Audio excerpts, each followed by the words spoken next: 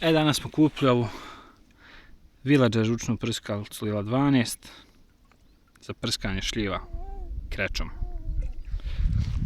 A vamo živi kreč. Gospođa cijedi kroz čarapu bivšu. Znači voda, to sve. Dizna najveća, ova broj 16.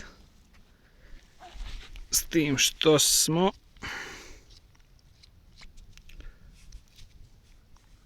stavili ovu rešetkicu tu. A kako ove jabuke izgledaju? Znači ove su četkom krečane,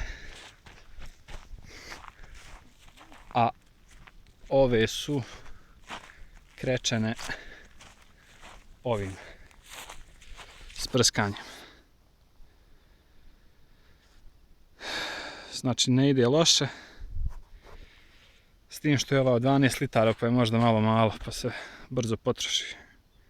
U principu 9 do 10 šljiva ove veličine s jednim punjenjem od neke 10 litara. Tako da možete izračunati. Sad, ko ima dužu onu ruku, možda može čak i više to da okreći. Ovo isto, ova nije, ova jeste. Sad, kao što vidite, to je u dosta tankom sloju kreče. Znači nije ko četkom.